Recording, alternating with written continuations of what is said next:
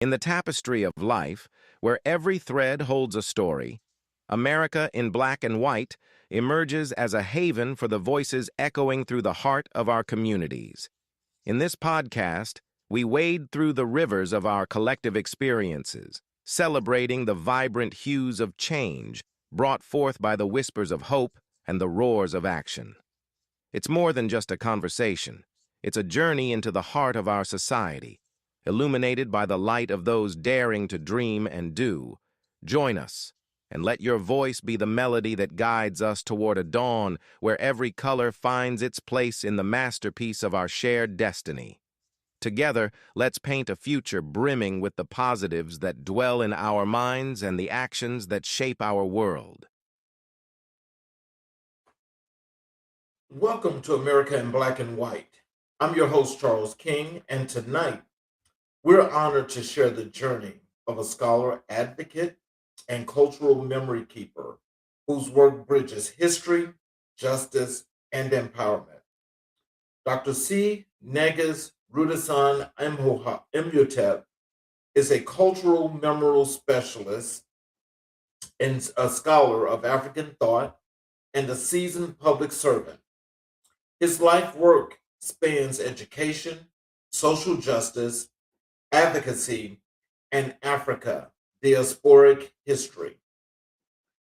From Reading Imhotep Consultancy Group LLC to teaching at universities across Iowa, Dr. Rudison Imhotep has dedicated his career to cultural restoration, institutional equity, and historical reclamation.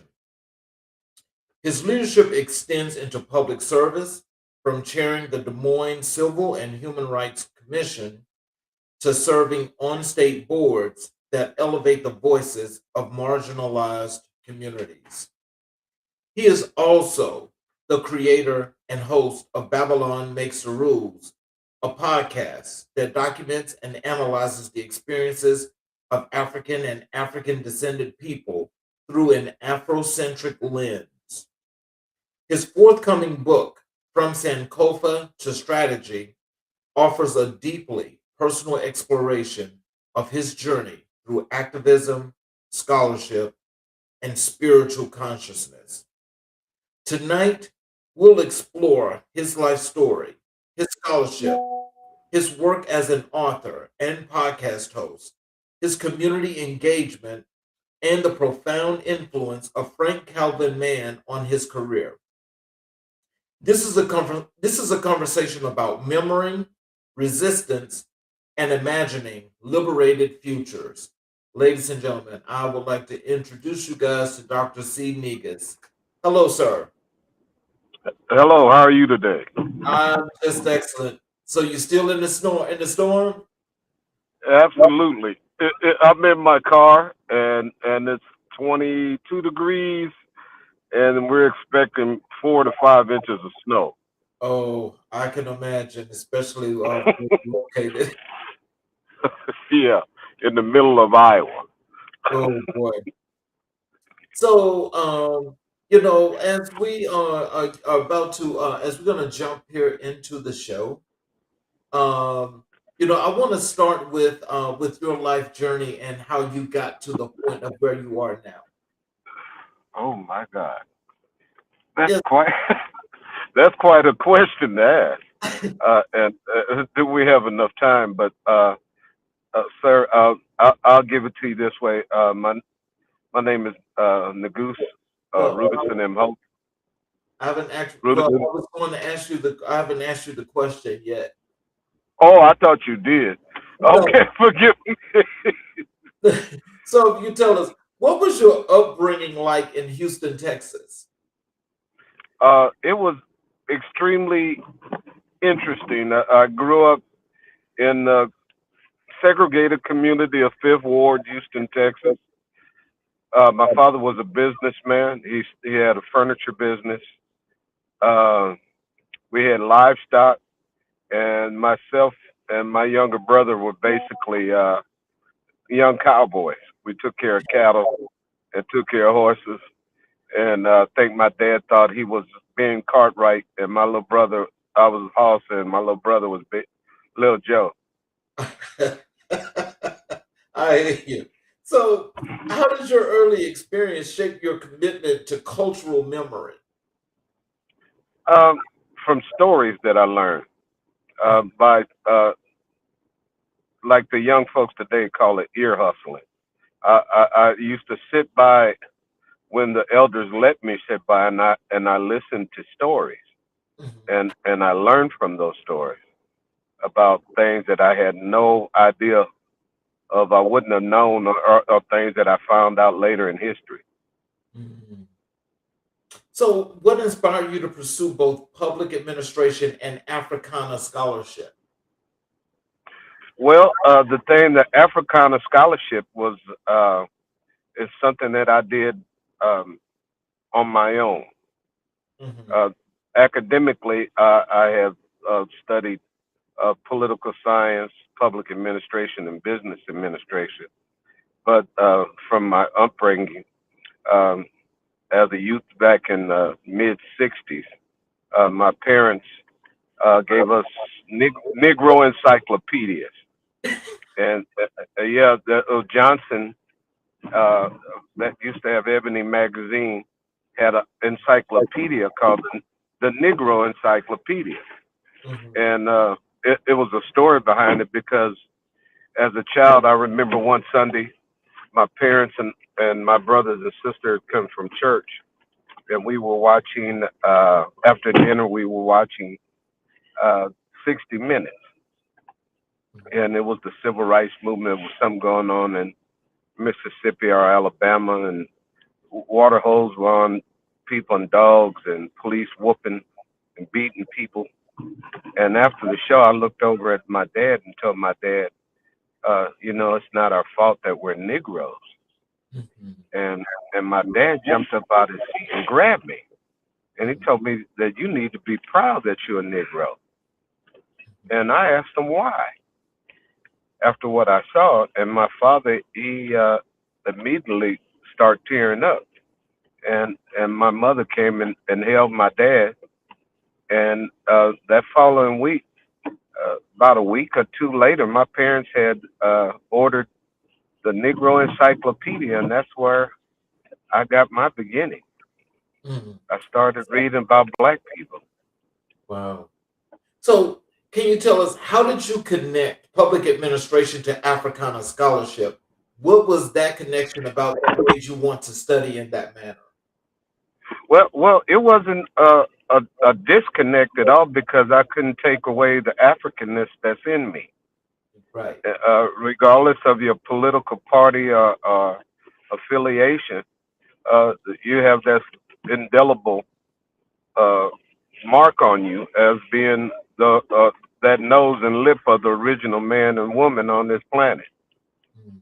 So I always from my mother, my father was a preacher. My mother was an activist and advocate and civil rights individual. She worked with the Urban League and was the chief operating officer for the Urban League from like 1971 to like 1983 or 84. And I had a lot of equal employment opportunity, this type of thing, and knowing the plight of our people in this country, I was always focused that it was necessary to be in a position in public administration to lend an ear or give a voice so that our people would not be without representation. So that's why I felt it was necessary to combine the two. It was never separate. It was always one to me. All right. So, Dr. Negus, are you driving right now? No, my wife is, and with her lovely self, and it's kind of whack out here right now, to tell the truth. Okay. So, so how did your journey into academia begin? Well, first and foremost, I went to a private black kindergarten school in Houston, Texas. It was privately owned private school for black children Mhm. only. And I ended up starting there, then went to the public schools, elementary.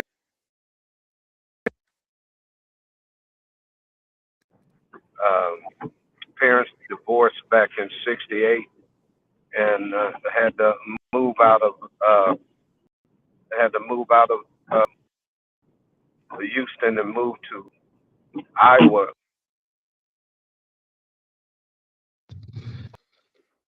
Time in the late '60s, I had ever went to a school that was integrated. When I came to Iowa, it was a major cultural shock to go to school with white kids.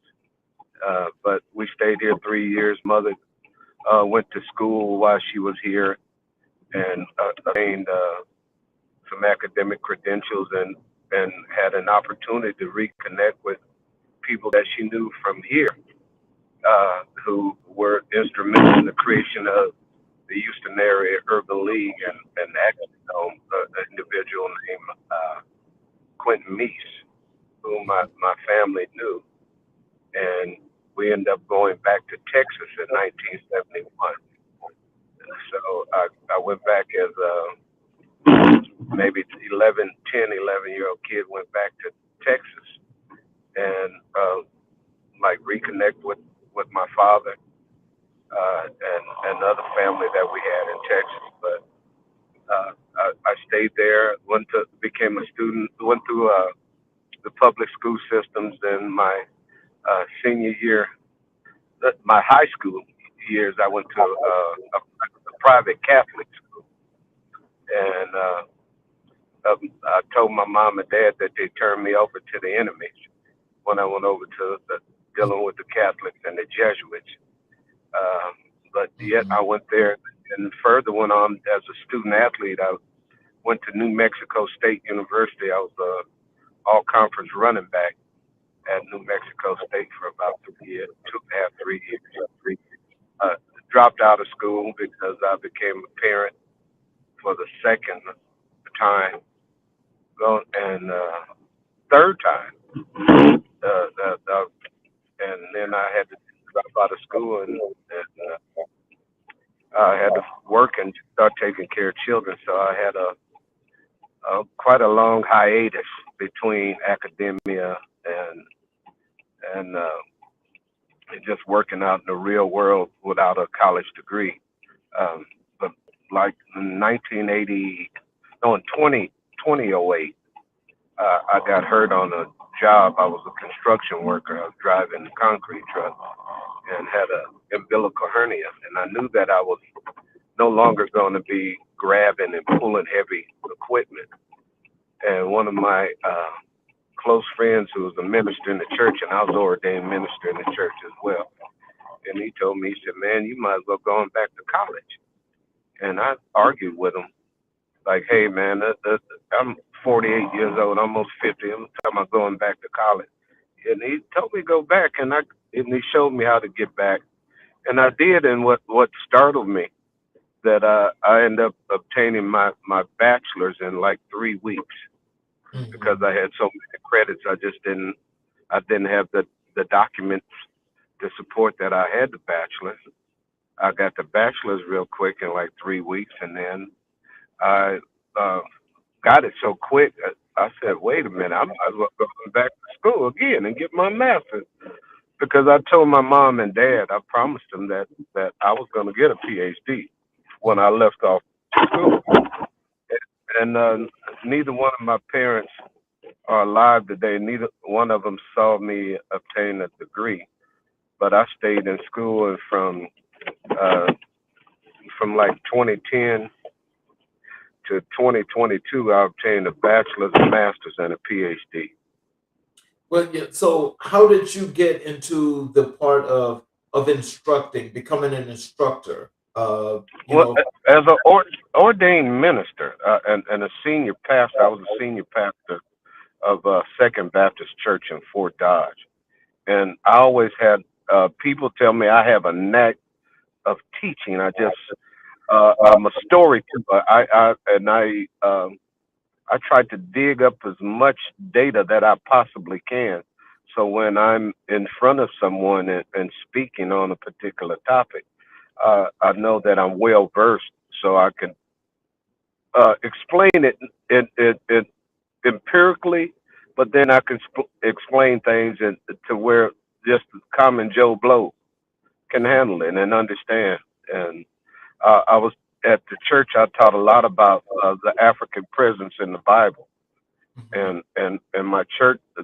A lot of the members loved it. Uh, some people were afraid because they thought I was creating some new doctrine or something because I was identifying throughout the Old as well in the New Testament the presence of black people all throughout the scriptures. So I've been accustomed to teaching and providing evidence to support what I was saying when I taught. And that's what my students what I'm doing right now at Grandview University. So, what challenges did you face navigating both scholarship and public service? Oh, dealing with the reality of how white supremacy racism functions Mhm. in America, because a lot of people uh, we look at the origins of this nation, and I'm what they label a critical race theorist. So I I support exactly that this nation was founded on racism. Every document that they ever wrote here from the Constitution on is Mhm. racist. Right. And it's not that if you don't see it, you just Stevie Wonder could see it and he's blind. And no, that's right. Um, how did your autodidactic study of African history complement your formal education? Well, my parents always told us that readers are leaders, and my father had a library in our home in Houston, and I know it might have been about 3 to 5,000 books that he had in his library. And one time saw my dad going to the library, and he opened up a book and he put some cash in the book and closed it and put it back up on the shelf. And I said, Dad, why did you put money in that book and put it on the shelf? And we lived in Fifth Ward, Houston, Texas. He said, son, if anybody break in, they're not gonna steal no books.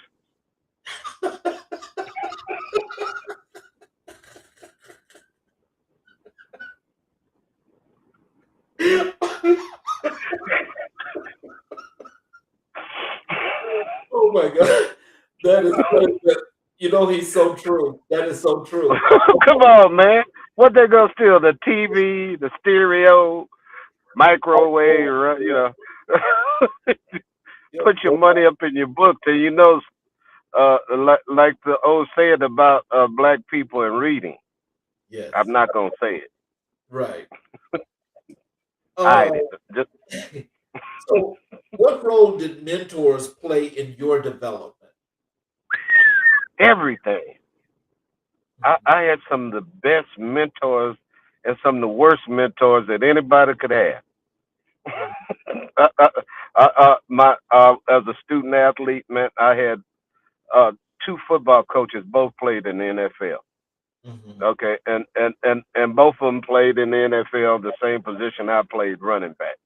Uh, Mhm. when I was in high school, I told my coach one day, I saw a record that state record that they had in high school down in Texas for a single game Mhm. rushing, and I looked up on the board. I mean, the week before we was going to play that team on the weekend, I said, Coach, I see this record up here. He said, Yeah, it's a 520 yards rushed in one game by Ken Hall in 1952. I said, this weekend I'm gonna break that record, and everybody in the room laughed. Mhm. But that weekend when we played that game, the second time I touched the ball, I had two touchdowns, 185 yards, and no one tackled me. Oh So wow. in the end, I ended up breaking the Texas high school single rushing record for one game of 500. game is. And that 1978, I made Scylla in the crowd. That, but then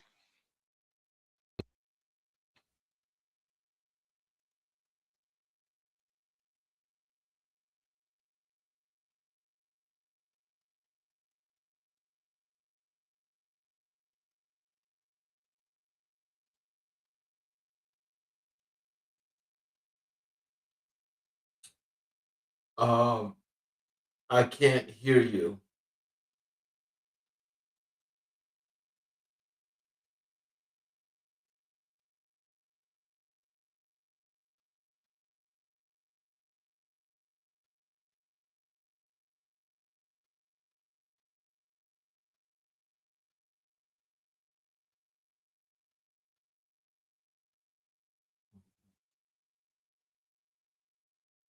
Can't hear you.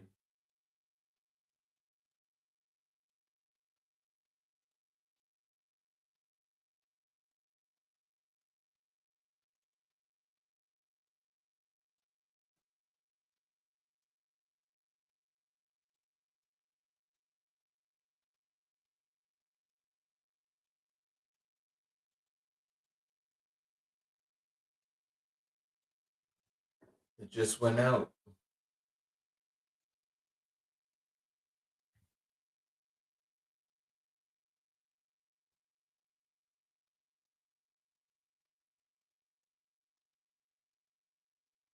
I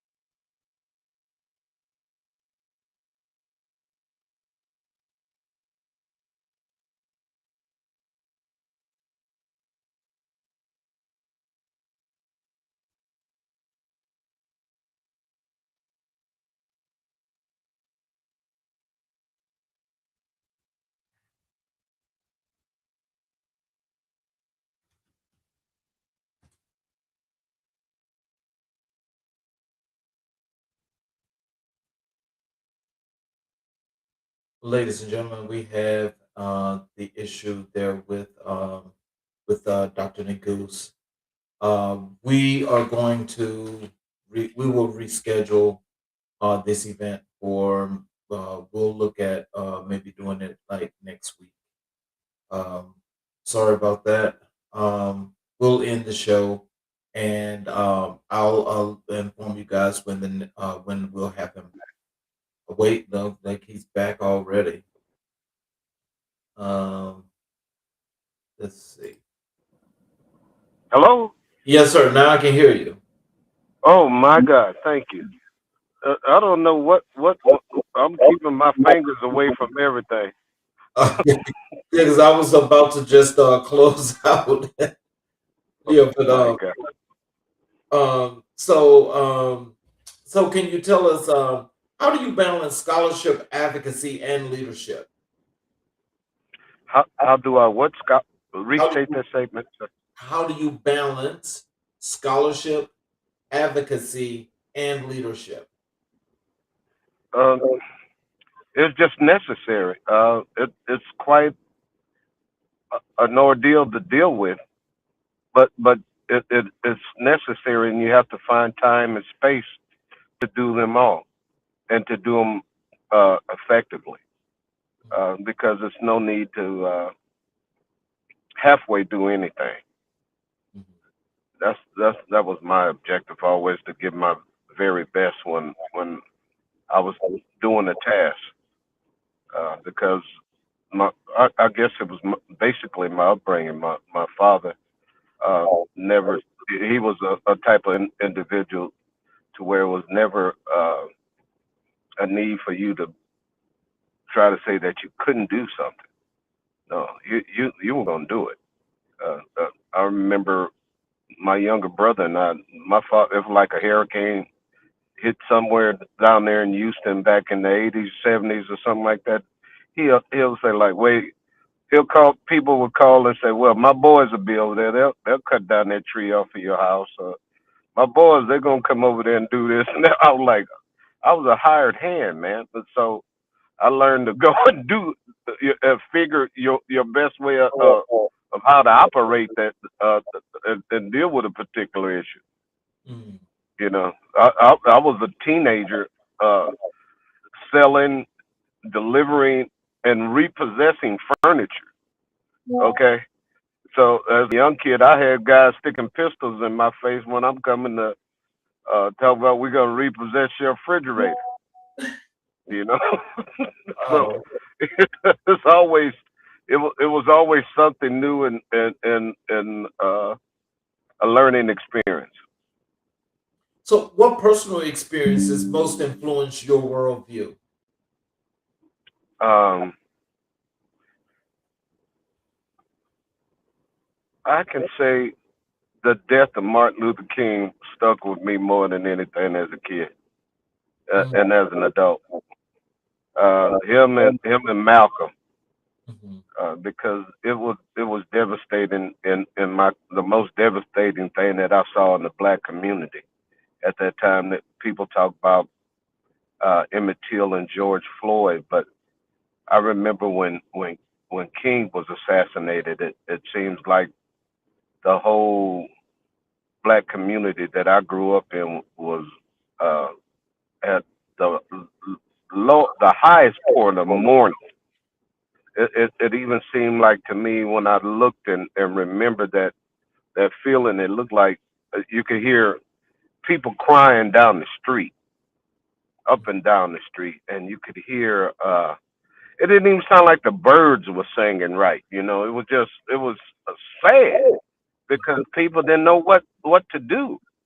Mhm. And at that time during that movement, people rallied, but we organized. They Mhm. went and organized and created things that we had. You know, it was an attempt to fight for our liberation as Right. a people. Mhm. So I remember even when a couple of years after King was assassinated, I know it was NBC did a movie about Martin Luther King, and I think it was Paul Winfield played Martin Luther King. Mhm. And the way they depicted the movie, I was pissed. The way they depicted King, and I told my mom I was gonna write a letter to NBC. Mhm. I was 12 years old, man. I wrote a letter to NBC and told them the way I felt about how they did that presentation, and NBC wrote me back. So you know, so ever since I was a 12-year-old kid then. Now I'm a 65-year-old. Mhm. Okay, so uh, my my parents and my upbringing and some of the people I was around, like you brought up early in the introduction about Mr. Frank Calvin Mann. Mhm. And I had people. I met people like him, and had people like Dr. Asa Hilliard the third, the Egyptologist. His daughter was my ninth grade math teacher in Oh. Houston. Mhm. So I had a lot of people like that where I saw men and women of renown, men and women who were doing things, not just the winos in the hood, Mhm. or the pimp in the hood, but we had doctors, pharmacists, Mhm. lawyers in our neighborhood. Mhm. So that and insurance people and all of these, we had everything we needed because we couldn't go nowhere else, Mhm. and we had to look within ourselves, and that's what I feel today as a people with with this type of uh system that we're dealing with. Looking at this empire uh about to leave here after its 250 years, and we got elected a king named DTJ, DJT or whatever his name is. They put him. Uh, He's think he's a royal monarch, Hmm. and we're dealing with another the birth of a new empire. Mm-hmm. Yeah, a lot of people have been talking about the authoritarianism and all the fascism. It's always been that way. It's nothing new. It's always been that way. So, how do you define your identity as a cultural memory keeper? Uh, I like I said, I stayed in the library and read and read and read and read and read and kept on reading and I started. I have a pretty good memory of pulling up detailed information, and I felt that it was necessary, just like the griots and of old. Uh, Storytelling is a weapon for our liberation. Storytelling would change people's lives.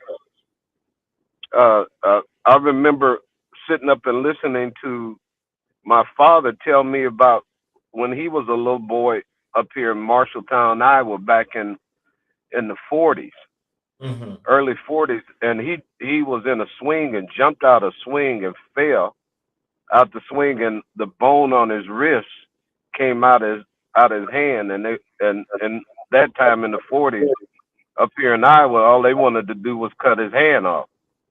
And Mm. my grandparents said no, no, no, and they had him in church praying for him and all that. Uh, didn't get the best uh, service because of how the medical system is here in this country. My great grandmother, who came off a plantation in Utah, Alabama, was Oh, my daddy's physical therapist. oh man. She taught him how to use his hand and not just to be an invalid.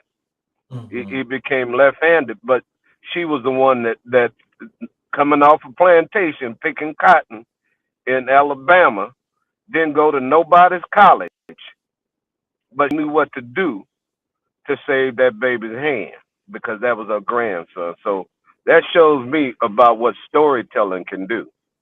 Wow. Let's transition over to African American history. Um, why is African American history central to your work? Because it's central to everything on this planet. Hmm. Everybody, I don't care where you go, Nigeria, and the brothers bumping and popping like us. You go over in England, you see people dancing and trying to do like us. Hmm. Everybody looking at what we do. Yes. Yeah, I don't care where you go. Hmm. You'll find little Chinese brothers pop locking and dancing. So Hmm. our culture is imperative. They would sit up and say they want to get rid of this particular ethnic group of people. They're lying. They would, man. It would be so boring and what they gonna do without some gumbo? Uh, uh, you know what they gonna do? You know they wouldn't know what to do, man. you know you know, they can't dance. Until we dance, they want to dance like we dance, sing right. like we sing, wear their clothes like we wear our clothes. Yep. You know, Now I want to ask you so this it's question because what you said is so wondrous. So especially when you mention culture, and hmm what do you think about? We've got folk that have not only immigrated to this country that are in minority groups, but we have some of our people here that don't believe that Black Americans have culture. What do you think about that? So we well, don't I have. know that's not true.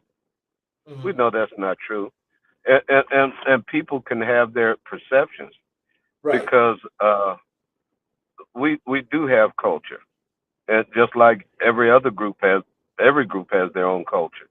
Hmm. You bring uh, a white girl to the picnic, and she talking about she bringing some potato salad. Everybody ain't gonna eat it.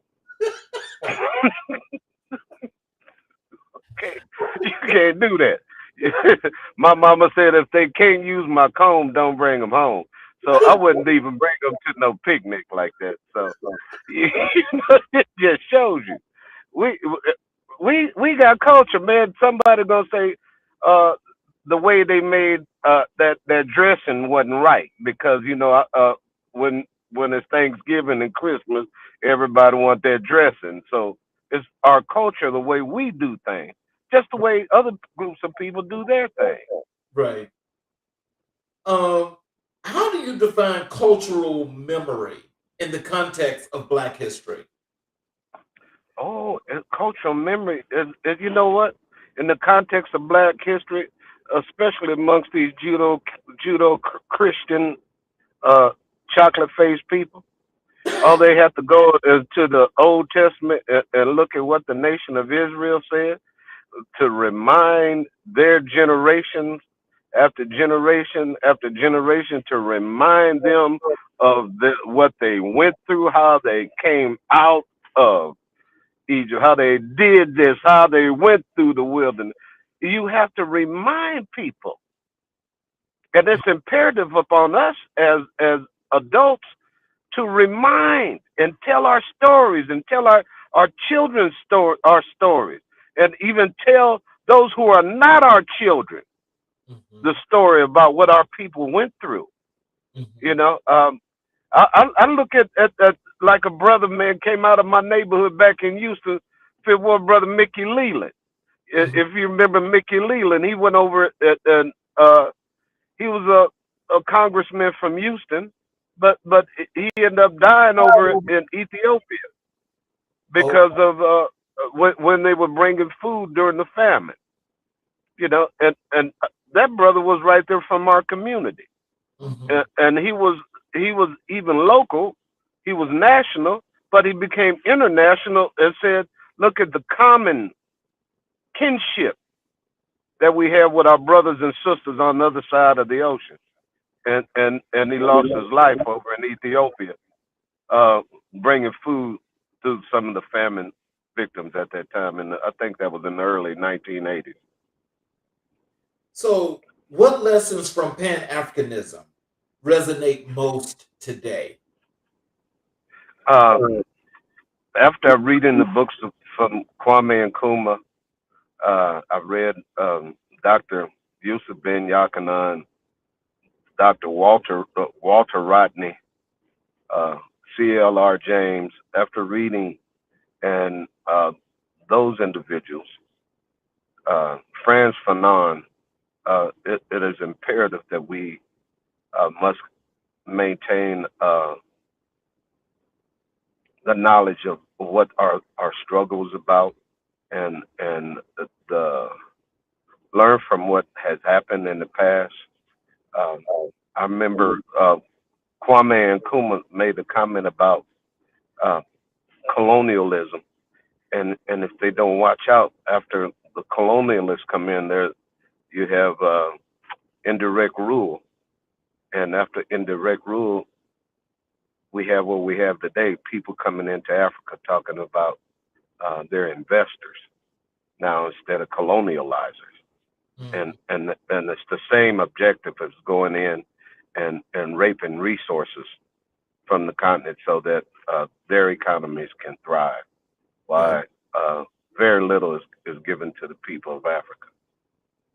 You know, as you mentioned that, and as we talk about colonialism, and everybody knows the ins and outs, the do's and don'ts, and how this actually works.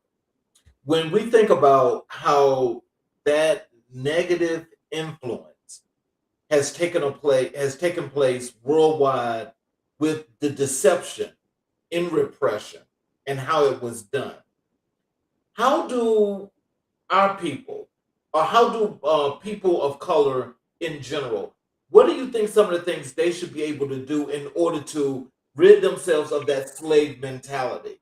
Because it's a slave mentality that's been stuck in a lot of people's brains and minds. Well, first and foremost is uh, to find out who you are.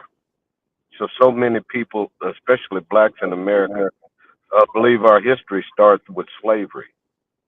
And Yeah. if you don't look at our history beginning in the Nile Valley and the core of Central Africa, you're misinformed. Mhm. So uh, automatically, people look at us and think automatically because of the color of our skin, we're poor and we must be a criminal. You're Yes. criminal. You're black. You're criminal, and you're poor. And just like my father told me, he said, "Son, do you know what they call a black man or a black woman with a PhD or terminal degree?" And what do you call them? He said the N word, Oh. nigga.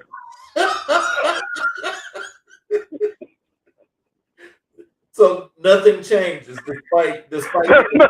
You're just a smart one.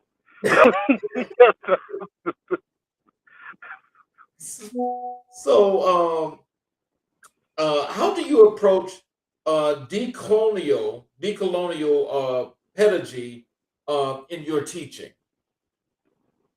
Well, the first thing I do, I remove myself from thinking to center my thinking in whiteness Mhm. first and foremost. I'm a proponent of Afrocentric thought and perspective, and the Western school of thought, like Western journalism and the Frankfurt School of Thought. I'm here to attack that because I'm not going for nothing ever happened until Europeans discovered or invented something when we know that's a lie. Mm. Well, I think for actually stealing everything and claiming it as your own, but then are able to come up with an actual narrative that folk Yeah. outside the US believe, and they come here to this country with that belief and align with that. So Mhm. with that being said, how do especially these folk that are immigrating here and they have that very thought in their minds, that they're so much better than us and we're less than because of that narrative that was put out by white people to the rest of the world. What are some of the Well, things that we can do to help them to change that? Because you see, right now, the boat they're in because of what they did right now. They're in a bad situation right well, well, we see right now. I'm here in Des Moines, and Minnesota's right north of me, now. and what they're dealing with the Somalians right now, and Yes. how they're attacking them, and the Somalians hollering, talking about we will with Black Lives Matter. Yeah, that's nice. But yet, uh, what happened there in Somalia with the Somalian population there in Minnesota uh, is affecting people here because it's another way of them just uh, colonizing another group of people here in this country. Hmm. You know, and labeling them when they see that the main culprit was a white woman who had all the money, and she was allocating it around to everybody. Hmm. So you know, so that just shows you again they don't care who they choose because one minute it was the Haitians eating cats and the Haitians was eating ducks And and then the next minute somebody calling uh countries third world countries and shithole countries. hmm Everybody should wake up to the fact that white supremacy is on its decline hmm and they see it's falling apart. Even this nation, as powerful as it once was, is not as powerful as it is today hmm because they made threats at one time and to conquer the whole world like the British, but now they know that uh, their resources are limited. hmm So I'm not saying they can't kill, but they'll still do it, right. but not in the same manner as they once were. So what role does historical reclamation play in liberation movements? Well, if you don't know your history, you don't know what to reclaim. Hmm. So reclaiming our history is first we got to know our history, Hmm. and our history is not exactly what some of these people are telling us, Right. unless we go into doing deep research and looking at factual information about what a lot of people went through. Uh, like basically the Western view of history here in this country. You know, that they tell you George Washington. They say that he cannot tell a lie. He chopped down a cherry tree. That's a bunch of damn myths, mythology. I'm talking about pure myth that people take as factual evidence or factual information. They Mm-hmm. talked about George Washington and his Good. false teeth. They don't tell you that those teeth was Negro teeth Mm-hmm. or black people teeth that he took out of black people's mouth. Mm-hmm. You know, so that just showing us over and over again that we just can't absolutely take their word for being valid. So, and again, that's another valid point there you made. But let me ask you this: how do we get the folk that are actually trying to do history, do history survey, right? How do Mm. we get them to learn a whole lot more about? We were already here in America, okay, and Mm. but still not being said that way because it's still said that the Indians are the Native Americans. Well, How do, the how, Indians. how do we get that right? Okay. Well, it was an author that wrote a book called "The Lost Treasures of King Juba." Hmm. You familiar with the text and Uh, the books? no, The, I've heard the the name before. well, King Juba was during the time a little bit before Julius Caesar, Cleopatra, Okay. and he was King Juba was married to a queen from Mauritania, which is Africa, and he sent ships over here into the Western world during the time, like I say, during the time of the Roman Empire, Hmm. and people of they call them Canaanites, all these different labels that they put on African people. Hmm. Were here in the Western Hemisphere uh, before uh, the birth of Christ. Hmm. Okay, and a lot of people are not aware of that. That's why you have in Illinois, Missouri Valley, where they have these mounds that are shaped like pyramids in southern Illinois and over in north uh, eastern Missouri. You'll you'll see that they're there. Even I remember as being a polymath that I am. Remember reading National Geographic 1996, where the artifacts are the remains of a broken Phoenician ship was found in the Mississippi Delta, showing that the Africans from uh, North Egypt, what they called Israel, and in that area were over here before the birth of Christ. Hmm. They have a museum in Montrose, Iowa, where they have an artifact from a broken piece of one of those ships to make an artifact of that ship in a museum right here in the state of Iowa, and Hmm. it's called the Phoenician Ship Museum Hmm. right here in Iowa. Okay, and if you just put one and one together, you said Phoenician. Those are people that brought phonics. The Phoenicians. Oh, they call them in the Bible. They call them Canaanites. Yep. Phoenicians. Oh, they also call them Philistines, and we got the word Palestinian from that. Yep. So you know, we was over here before the Indian was talking about woo, woo, woo, woo, and had a feather in his head. It- Black people, if you look at the monogenetic origin of mankind, man circumnavigated the planet. mhm. Everybody on this planet was black at one time. Right. Right. You know, you look at the Olmec civilization in the Yucatan Peninsula, where they have those heads of those African faces, Wonder why they got Mandinka symbols on them. And then they're going to claim, wonder where they came from. See, but see, like that's the thing that I actually try to get some folks to understand, because they're saying that the Indians are the Native Americans and that black people came here strictly on the ships, on the slave ships. And That's the so biggest damn lie in the world. it is. It is.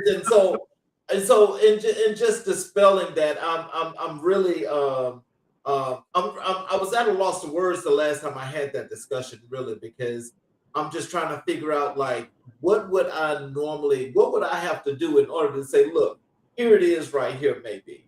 But I mean, it's probably something else, I guess, that probably to more than that, not just disprove that, but to prove the truth that we were already here. You know what? What we have to do? You can go back and look at the writings of Bartholomew Diaz, Vasco da Gama, Christopher Columbus.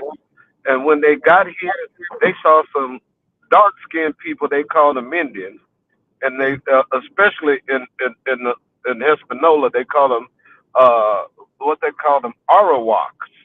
Mm-hmm. Arawak. But if you see a photo or even some of those drawings of an Arawak Indian, they look like a Negro with a feather in their head.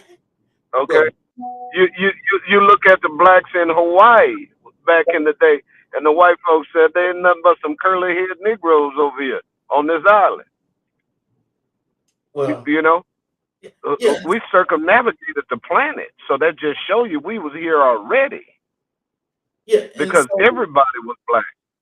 yeah, and so that goes. I think that kind of goes hand in hand with that tribe that they called the Blackfoots that was here.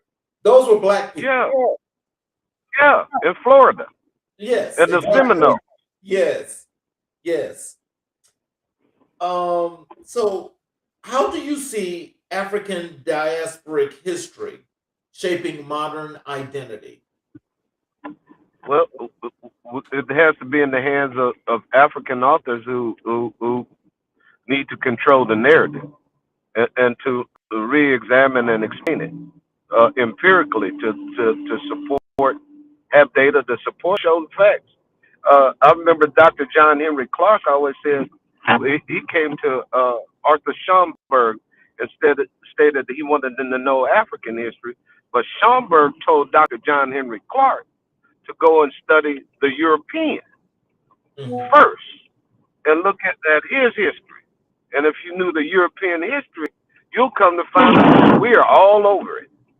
Exactly. All of the early, a lot of the Moors of the ancient medieval Europe, a lot of the nobility of Europe had a bunch of curly, nappy head black folks in it.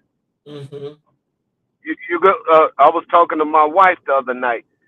One of my friends who's a professor at Iowa State said he was over in the Caucasus Mountains over in Georgia and was at a church over in Georgia, and he went over in there amongst all of these Caucasians and went up in the church and started looking at this third century church, third century uh, church, and they found out he looked at these pictures that they have in there, and all of them was black, nappy head, nice lips, juicy nose, black folks. All of the picture of Mary, the picture of baby Jesus, the picture of the disciples, all the apostles was all black folks Hmm. with kinky hair Right. in Europe, in Georgia, Right. that state called Georgia, Eastern Europe, Hmm. where the Caucasus Mountains are, Caucasian. You did a post on LinkedIn some time ago about the group of the Africans or Black people that were in Rome, the Etruscans, Yeah, and I went and I actually did a blog post on that because and always knowing that we were all over the place. But when I read that post that you did, and I did a little deeper dive, it's amazing to know that what they have now today in Italy, especially Rome, and knowing that it was influenced by people that look like you and I, and how powerful and how rich they were, only to be overthrown by those uncivilized folk that came out the cave and took over and took their identity. Hmm. And so, and not just doing that, but also are trying to reclaim or claim something that's not theirs, but how it's said that they've always been rich, and they've always been about this monarchy, king, queen thing, or whatever have you. How else other than just writing and putting out this information, especially that on a group like the Etruscans, should we be getting this kind of history out to our people to learn and to know more about? Well, I know that there are historians that are out there that's putting that information out. It's just making it available to the public, and to just make it to as a point of clarity to show folks that the Etruscans were people of Africa. The all the southern Mediterranean predominantly mulattoes. Okay, because they were right so close to the right there in the Mediterranean where uh, North Africa, and the trade that went back and forth from even from the times of the ancient empires of ancient Egypt to the times of the empires of the Songhai, Mali Empire. There has always been that interaction of global trade with people, and it was an author from Jamaica named Joe Augustus Rogers wrote a book called Sex and Race, volumes one, two, and three, and you see the miscegenation of different ethnic groups throughout the planet. So it just shows that the majority of the people in Southern Europe, like I stated, are darker than the Europeans up north Hmm. because they said the Italians have an olive skin, the Greeks got an olive skin. Is that because the brothers and sisters is in their bloodline? That's their family.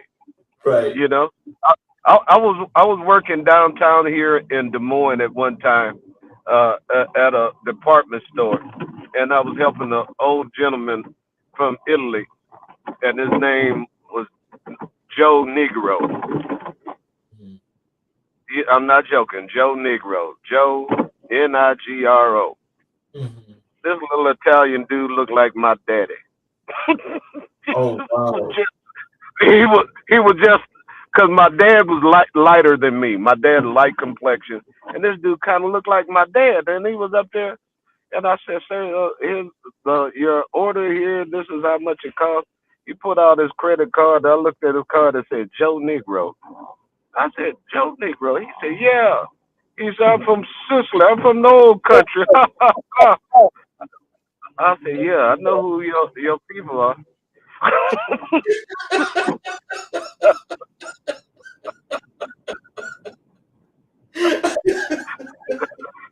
Hannibal Baraka and his boys went all over Southern Europe having Oh fun, yeah.